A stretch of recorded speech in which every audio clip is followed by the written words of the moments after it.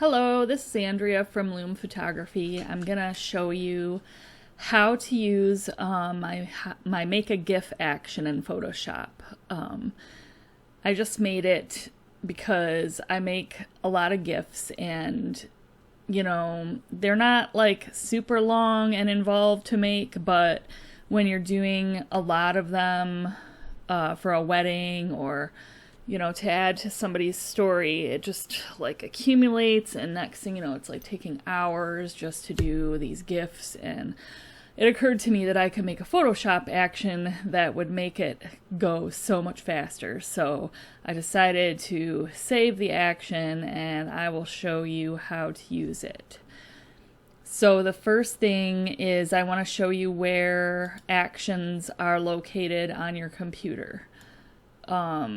If you go to your C drive and go to users,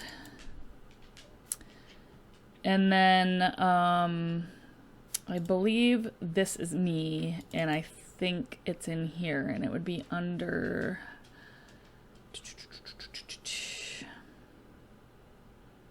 app data, and then roaming, and then Adobe, and then you find the current version of Photoshop, presets, actions, and here is where I have it saved. So if you're installing it, you want to install it to this folder. It would be your local disk, C drive, users, and then you, whoever you are as the user on your computer, and then app data, roaming, Adobe, the current version of Photoshop, presets, and actions. And if you're unsure, you can always go and Google where are my Photoshop actions on my computer, and it should come up with a bunch of articles on how to get to this folder. This, of course, is a PC, not a Mac, so I don't know if it is the same on a Mac, but I know you could just Google where are my Photoshop actions stored on my Mac computer, and it'll tell you. So once you have this action, which you'll need to make sure it's an ATN file, but it will be if you're using this action. So just make sure it's in this folder, and then you can close that out. So from Lightroom, I'm going to select the sequence of images I want my GIF to be made of. So we're going to do this one right here because it's relatively short. So you just to select them all, I click the first one, hit shift, and then click the last one, and it will select the whole sequence. And then right click, and then edit in. This window pops up, and you don't want to click this because it'll open up each image in a separate window. So you want to go down here to open as layers in Photoshop. Just like you would do if you were making a GIF without the action. So then we wait for Photoshop to open, which is always fun. My computer is pretty fast, but it's not the fastest. So, sorry for the lag time here. I'll tell you a little bit about this wedding. It was a beautiful, very small micro wedding in Marquette, Michigan, along Lake Superior, and they had all these really cool rocks and trees, and of course Lake Superior, which is pretty much like an inland sea, and the weather was perfect, and this was right before dusk, and they were doing their first dance, and the groom had mentioned how he's like a terrible dancer, and they had practiced and practiced and practiced this dip. So it was really important to me that I got a GIF of them doing this dip, because I knew how much it meant to him that he was actually able to execute it. So right now we're just waiting for all the layers to load, and it looks like they are loaded. I'm just gonna make this a bigger window here. So here's our layers. So the first thing I'm gonna do is if your actions window is available, it'll be here, but I can see it's not there. So you go to Window, Actions, And then here's the little icon for the actions. And you can just click it to expand the little window or click it to collapse the little window. So I already have the action installed here. But if you don't see it here, you would go to this little hamburger menu and click on Load Actions. And your Actions folder should pop up. And if it doesn't, you can navigate to it. And then you can click on the action file and then load. So that's how you would do that. So this is actually a set. And if you open the set, you'll see the action right here. And you can click on the action. You can expand it and see all the little things it's going to do for you automatically. Or you can keep it collapsed. I think it'll open it once we hit play.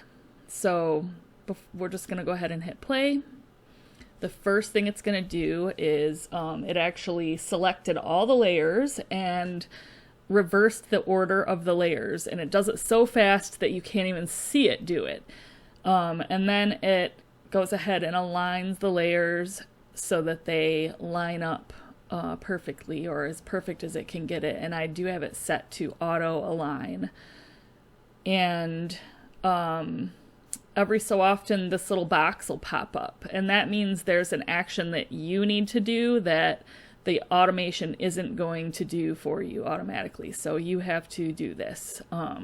So I wrote in here, click stop, and then use the crop tool so there's no blank space on the edges of the image, and click enter to save the crop, and then press play in the actions menu.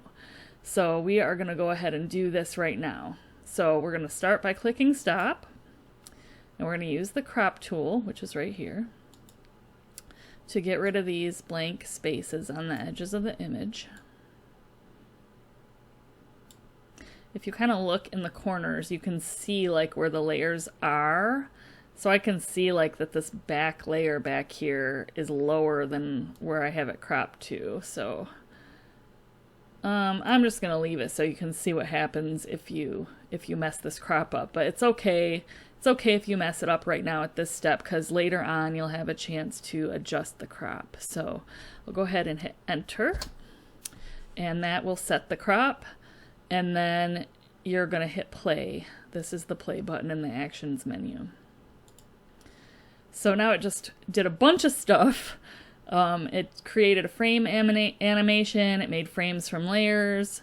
But you need to manually select all the frames in the frame animation timeline, because there's no way that I could do this in the action. So you will notice that if you have the timeline open, it's at the bottom of the screen here, and there's nothing here. So I put a little note: if your timeline isn't at the bottom of the screen, go to Window, Timeline. So, I have to wait till I close this. And then you want to select all the frames in the timeline. So click stop. We'll open up that timeline. And now you can see the timeline and you can see all the frames, and you just want to select all of these. So just like I did in Lightroom, with the first frame selected, click and hold Shift or Command, and then click the last one, and that selects them all. And then you don't do anything, but you go ahead and hit play on the action. And then it just did a bunch more stuff that you couldn't even see it do. And another message pops up. Click stop. Play the frame animation to check the frame rate and adjust it if needed. Create a boomerang effect if you want, and then adjust the crop again if you need to, and then go ahead and press play again over here. So this is the step where we get to play the frame animation to see what it looks like, and you can see that my crop is messed up because there's these blank things on the edges. So I'm going to stop it, and I'm going to add to my crop here. Probably try like that. And hit enter. And then we'll check it again. Awesome, I don't see any blank. So we're good there. I'm noticing that I like the speed at the beginning of this little animation, but at the end I kind of want it to slow down, so it almost has like a slow motion effect at the end. So I am going to adjust the frame rates. I have it set to automatically go to 0.15 at the second because for my camera and the way I shoot in burst, that seems to end up being the most realistic looking. Like in real time, this is about how fast it was going.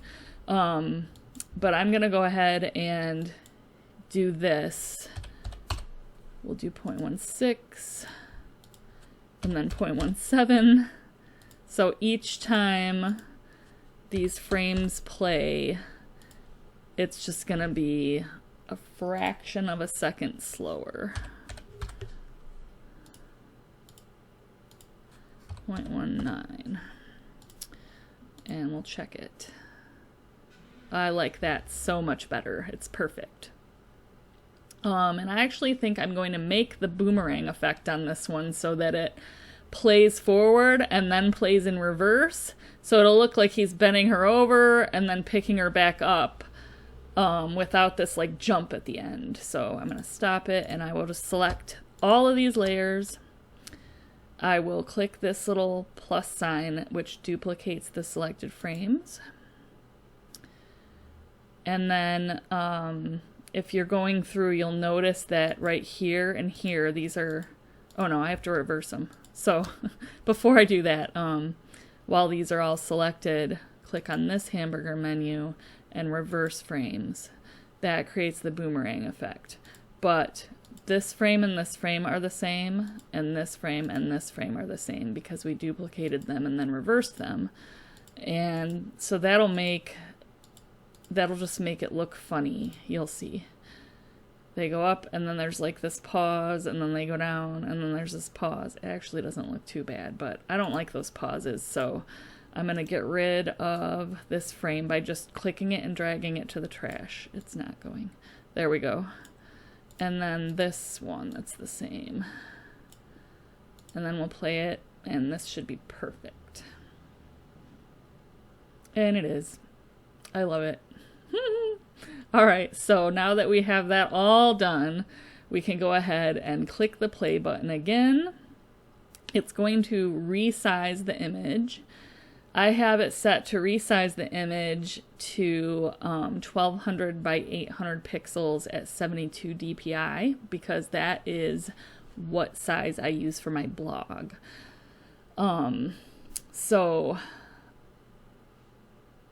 If that doesn't work for you, you'll have to change it. I'll show you how you can change things in here in a minute. So now the message pops up again. Click stop. And then do File, Export, Save for Web, and GIF. And then close your image without saving. I put a little star there, and I don't know why. So, oh, I think I was going to put my typical GIF settings, but you can just use any of the... preset GIF export settings, and you can play around to see with what works for you, but it's already resized, so it's good to go. So we go up here, export, save for web,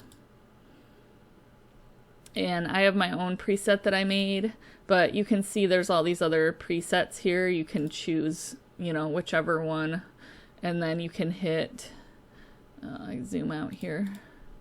You can hit preview and it'll show you what it looks like. Or you can just hit play and it'll play it in this little preview box.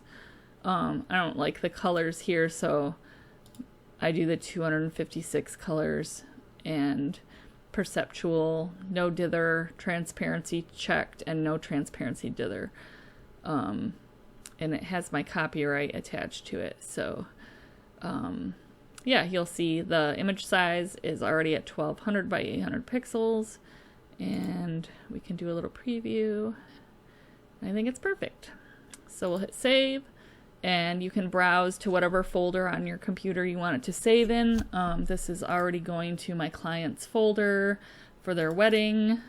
Oop. And I have a specific folder called GIFs, and these are all the ones I've made so far, and I'll just hit save. I don't change the file name or anything.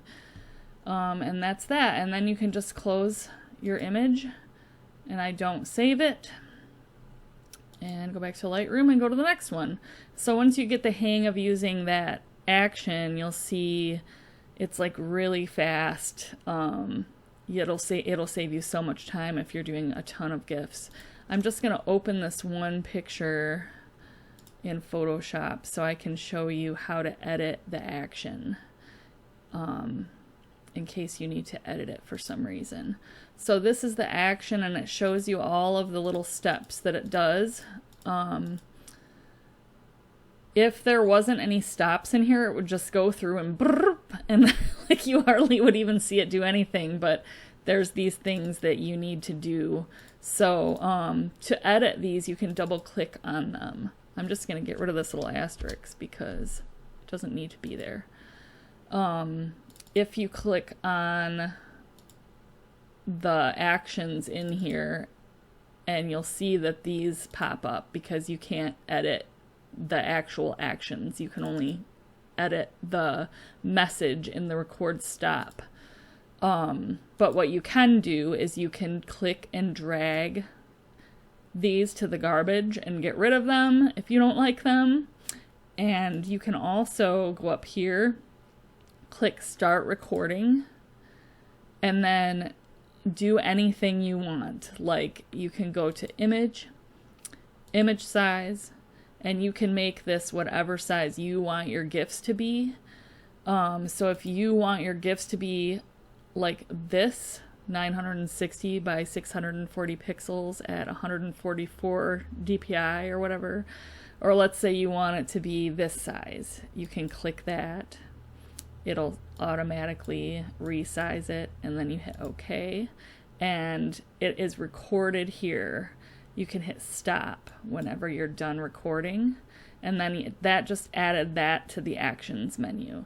So if you wanted to replace my my preset for the image size, you can just drag it to the trash, and you can drag these to the correct place in the action. So this will now replace it. I'm going to go ahead and hit, oh no, I can't do that, Control Z. You can go to the previous step and hit play, and then it should have resized it. Let's see. It did. It does it so fast you can't even see it. But that's how you can delete a step in the action and replace it with a step with your own specifications in there. And if you get it all screwed up and don't know what you're doing, you can always delete this and then reload the one that I made. So if you have any questions about this, feel free to email me at andrea@lumephotography.com. That's LUME photography.com. And I will try to get back with you in a timely manner to answer your questions about it. But hopefully it'll save you a bunch of time and your workflow will go a lot easier. And I really like how it came out. So, all right. Thank you. Have a good day.